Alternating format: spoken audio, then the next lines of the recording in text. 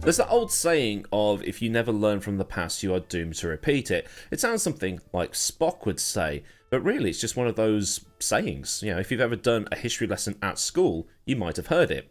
If you haven't, well, I guess you haven't. I mean, I don't know where you went to school. It was George Santayana that said it rather than a Vulcan, but we have those things that have happened through history that we don't really want to happen again. And there are also things that serve as a warning from history. The Rover 25 springs to mind. Just an awful, awful car. My dad had one of them.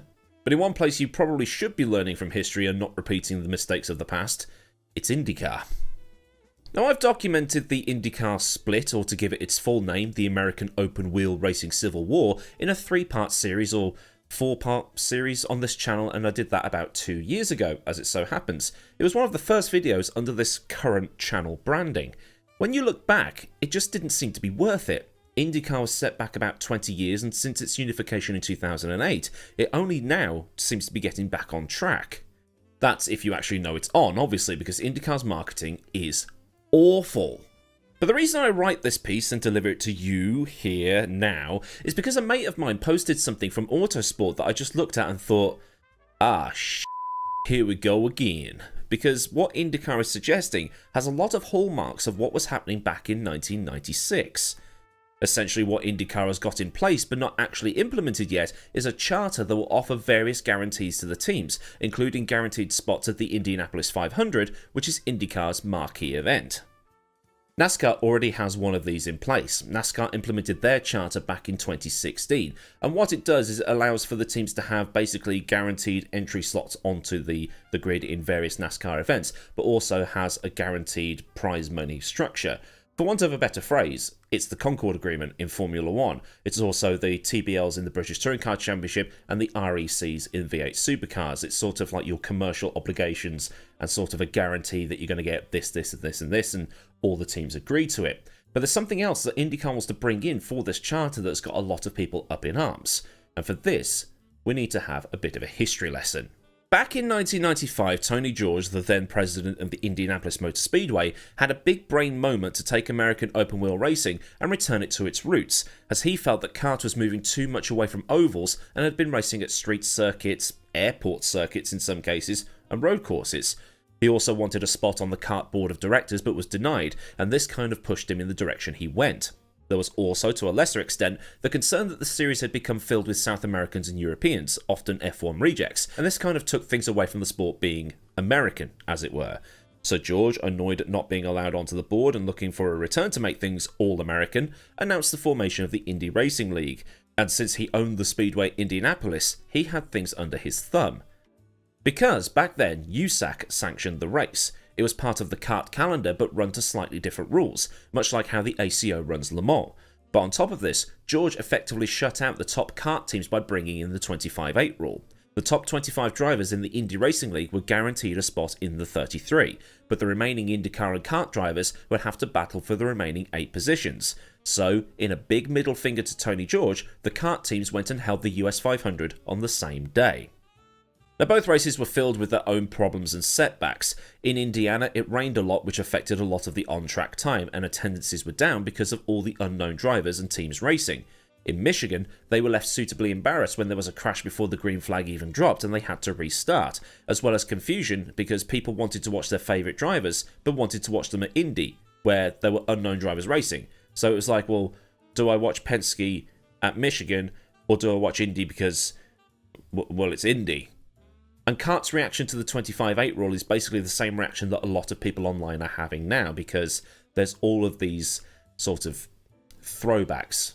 Admittedly, this was posted last week, but there were other videos I wanted to get done. Now, normally what happens at Indy is that it's the fastest 33. That's it. It kind of functions like how Formula 1 did in the late 80s and into the early 90s. You had 30 cars in a session, but only 26 could make it. It's the same deal, and this is why Bump Day is a big part of things when there are more than 33 entrants. Remember Bump Day in 2019? How all the elitist Formula 1 fans were huffing all the copium in the galaxy when Alonso was bumped out by a team that had no sponsors. Okay, it wasn't exactly Alonso's fault, the car was the wrong colour, but it was a massive moment. So there would be concerns that say, Verstappen comes over for the race. He could just hook up with one of the bigger teams like Andretti or Penske and be guaranteed a slot, without having to go through the rigmarole that the others would have to. Now, this isn't me slamming Max here, but if you're a big shot in Formula 1 and you go to Indy, you're at the bottom of the pile. They're not going to care how many races you've won or world titles you have. Scott Dixon or Will Power will be how Alonso and Hamilton are over here. They're the experienced guys. Imagine a sergeant in the Royal Marines joining the police. He's back to square one. The sergeant major routine isn't going to work on his partner, or anybody else in the police for that matter. Hope you can follow me with this one. It's not exactly the greatest analogy I've ever written. What Bump Day can do is that it can allow for those new from other series such as Formula 1 to show everybody how they adapt, how quick they are in a new car and in a new environment. And Bump Day tension when there is a big team and driver at the back and on the edge of not making it, it adds to the show without any artificial bits and pieces added. It's all set up at the end of the day. It's how the driver has adapted to setting up a car for an oval. Graham Rahal last year, for instance, got bumped, then managed to get himself into a car that did qualify, and then didn't actually start the race, or he only lasted one lap or something like that. Just all of that effort for nothing. It's part of the show. It's actually quite funny in a way, because barely a month ago, Indycar was complaining that Andretti hadn't been let into Formula 1, and Formula 1 had become an old boys club. And now they're drawing up something that basically allows all the old boys a guaranteed spot in their biggest race. So what could this end up doing in the long run? I don't know the specifics of how it would actually go, but I'm thinking it could end up costing entries to the Indy 500. If you're going to guarantee, 24 drivers a slot on the grid, that's 9 drivers that have to qualify. Are you going to end up getting those have-a-go heroes from Indy Lights, or even an F1 team doing what Lotus and Brabham did in the 60s? Imagine if Red Bull did make an attempt, or somebody else, a team from Indy Lights or a team from NASCAR having a crack. If you reduce the chances of a team making it in, people aren't going to want to take that risk. There's the risk versus reward. I mean, financially, it's probably the biggest thing to consider. Then we'll have people online complaining that it's not like the good old days where there could be 40 cars having a go. I've pulled that number out of my arse, by the way. And we saw this by way of protest in 1996 when they went off and did the US 500, although the chances of this happening now are actually pretty slim because, well, there's more money on the table with this charter, and if there's one thing the teams do like a lot of, it's money. Now the thing is, IndyCar's financial situation is a little bit different to Formula 1. IndyCar, as much as it might pain some Indy fans to hear, is a national championship. It's a lot bigger than other national championships, admittedly. It's way bigger than the British touring cars or V8 supercars, but the money involved is just not going to be on par with Formula 1. It just isn't. The charter that IndyCar proposes will basically guarantee a payout to the top 22 in the Entrance Championship. I'm guessing that will go to the teams and then be distributed accordingly, which should at least offer some financial security. Racing is getting bloody expensive and IndyCar is in a bit of a tricky spot at the minute. It needs to give the teams a reason to stick around. It needs to keep the teams happy on top of this. It needs its minnows just as much as it needs the bigger fish who have names that are basically IndyCar royalty. Going back to Juncos in 2019 when they bumped out Alonso, they were in financial difficulty and had to rebuild the car after it was crashed. It was something like a 72-hour turnaround from smashing up the car to getting it fixed and bumping out Fernando Alonso, a 2-time world champion and a twice Le Mans winner. It's kind of like somebody in the Vanarama National South beating Manchester City in the FA Cup. One of those giant killing moments. That's what Bump Day is for. That's getting through by the skin of your teeth into one of the biggest races in the world. Financially, it's a big deal. Emotionally, it's a big deal. And it makes everybody at the track feel good. It's one of these little things to a lot of people that mean a big thing for the sport. But the thing is, with this charter and the guaranteeing of slots for the Indy 500, it's just another part of the big list of issues that I think IndyCar has got at the minute. The car is 12 years old. The social media presence is woeful. Formula 1 and NASCAR have their Netflix series that, in the case of F1, have brought in new fans, and I found the NASCAR series very enjoyable. There are tracks that are no longer visited that the fans want back, like Pocono and other ovals, although there are safety concerns with Pocono, so that's one of those things. But the reaction to the Nashville oval coming back has been largely positive.